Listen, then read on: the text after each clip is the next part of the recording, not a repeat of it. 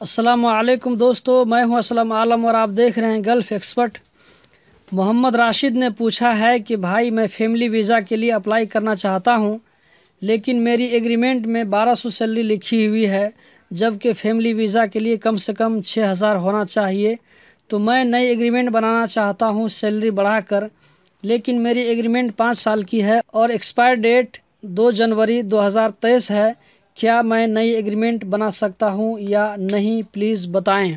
दोस्तों, ये बहुत ही अहम और इम्पोर्टेंट सवाल है। आप में से भी बहुत सारे दोस्तों की एग्रीमेंट 5 साल या अनलिमिटेड बनी होगी, तो यहाँ पर ये सवाल पैदा होता है कि उस एग्रीमेंट को कैसे कैंसिल करके न्यू एग्रीमेंट 1 साल या 2 साल की बनाएं। इस वीडियो को शुरू से लेकर आखिर तक देखते रहिए, इस सवाल का जवाब मिल जाएगा। वीडियो शुरू करने से पहले आप लोगों से छोटी सी रिक्वेस्ट है कि इस वीडियो को लाइक करें, अपने दोस्तों के साथ में शेयर करें और मज़ीद इस तरह की वीडियोस के लिए चैनल को सब्सक्राइब करें और बेल आइकन को ज़रूर प्रेस करें। दोस्तों, कोशिश करें कि कोई भी सवाल हो उसको वीडियो के नीचे लिखिए, जवाब मिल जाएगा।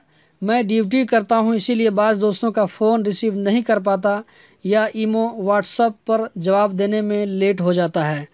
तो दोस्तों, इसका जवाब ये है कि जी हाँ, आप लोग दूसरी एग्रीमेंट बनवा सकते हैं, कोई मुश्किल नहीं है। अगरचे आपकी पहली वाली एग्रीमेंट कितने भी साल की बनी हो, उसके एक्सपायर होने से पहले आप दूसरी एग्रीमेंट बनवा सकते हैं और दूसरी एग्रीमेंट के बनाने के बाद पुरानी एग्रीमेंट का रूल ख़त्म हो जाएगा।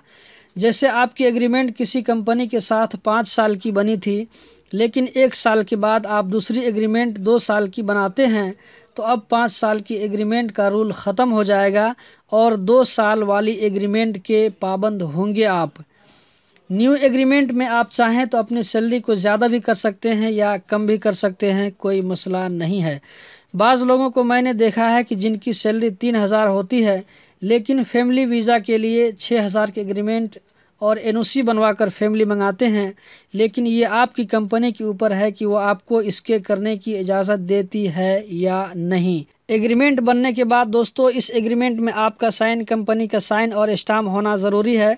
उसके बाद इस एग्रीमेंट को लेबर ऑफिस में जाकर स्टाम्प लगवाना ज़रूरी है। अगर लेबर ऑफिस का स्टाम्प नहीं रहेगा तो इस एग्रीमेंट की कोई वैल्यू नहीं है, इस एग्रीमेंट की कोई हकीकत नहीं है।